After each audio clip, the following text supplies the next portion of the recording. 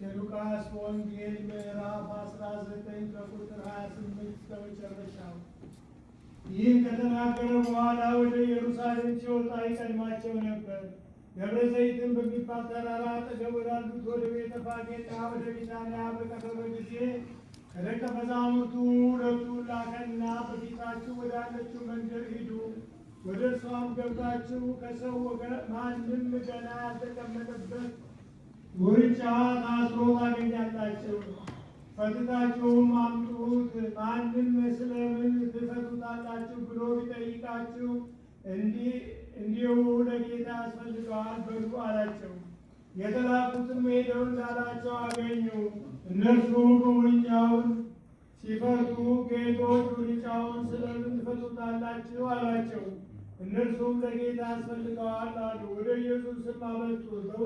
በውርንጫውም ላይ ልብሳቸውን ጭነው ኢየሱስን አስቀመጡት። ሲሄድም ልብሳቸውን በመንገድ ያነጥፉ ነበር። ወደ ደብረ ዘይት ቁልቁለት አሁን በቀረበ ጊዜ ደቀ መዛሙርቱ ሁላቸው ደስ እያላቸው ተአምራትን ሁሉ ስላዩ በታላቅ ድምፅ እግዚአብሔርን ያመሰግኑ ጀምረው በጌታ ስም የሚመጣ ንጉሥ የተባረከ ነው፣ በሰማይ በሰላም በአርያም ክብር አሉ።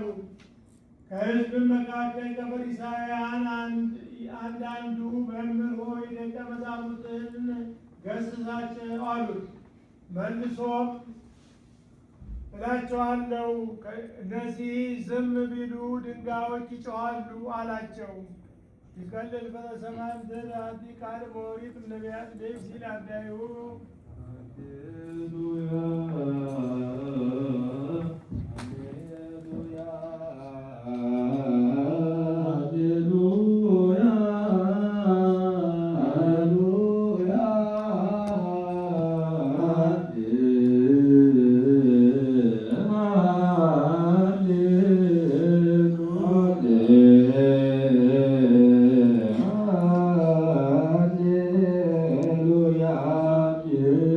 Amen.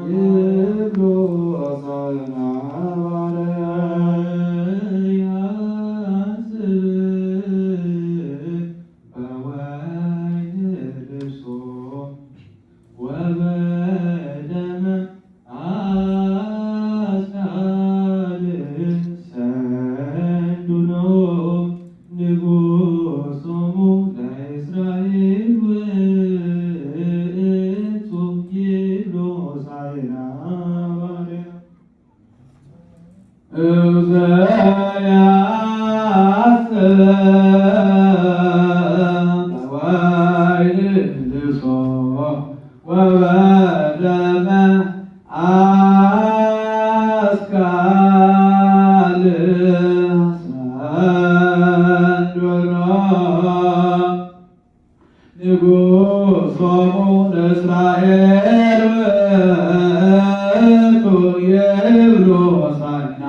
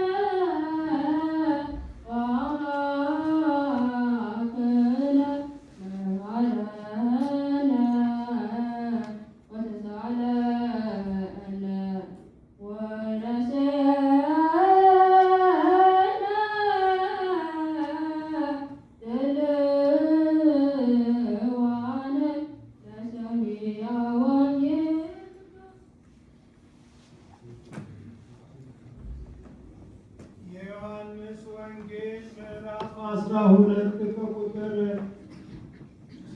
12 እስከ 28 በማግስቱ ወደ በዓሉ መጥተው የነበሩ ብዙ ሕዝብ ኢየሱስ ወደ ኢየሩሳሌም እንዲመጣ በሰሙ ጊዜ የዘንባባ ዛፍ አንጣፊ ይዘው ሊቀበሉ ወጡና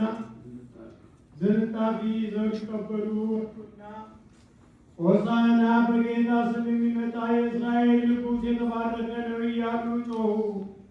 አንቺ የጽዮን ልጅ አትፍሪ፣ እነሆ ንጉሥሽ በአህያ ውርንጫ ላይ ተቀምጦ ይመጣል ተብሎ እንደተጻፈ።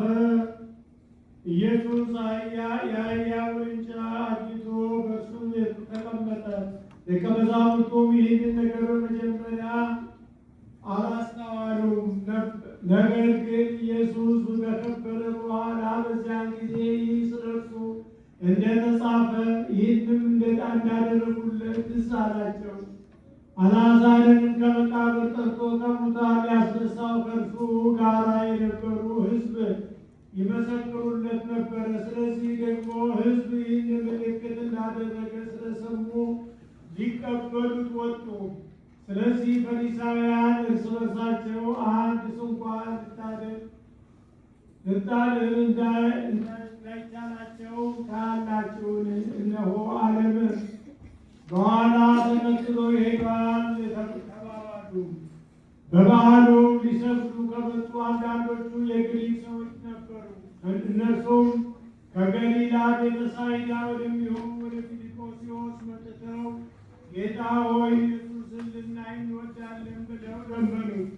ፊልጶስም መጥቶ ለእንድርያስ ነገረው። እንድርያስም ፊልጶስን መጥቶ ለኢየሱስ ነገሩት። ኢየሱስም መለሰላቸው እንዲህ ሲል የሰው ልጅ ይከብር ዘንድ ሰዓቱ ደርሷል። እውነት እውነት እላችኋለሁ የስንዴ ቅንጣት በምድር ወድቃ ካልሞተች ብቻዋን ትቀራለች፣ ብትሞት ግን ብዙ ፍሬ ታፈራለች። ነፍሱን የሚወድ ያጠፋታል፣ ነፍሱንም በዚህ ዓለም የሚጠላ ለዘላለም ሕይወት ይጠብቃታል። የሚያገለግለኝ ቢኖር ይከተለኝ፣ እኔም ካለሁበት አገልጋዩ ደግሞ በዚያ ይሆናል። የሚያገለግለኝም ቢኖር አብ ያከብረዋል።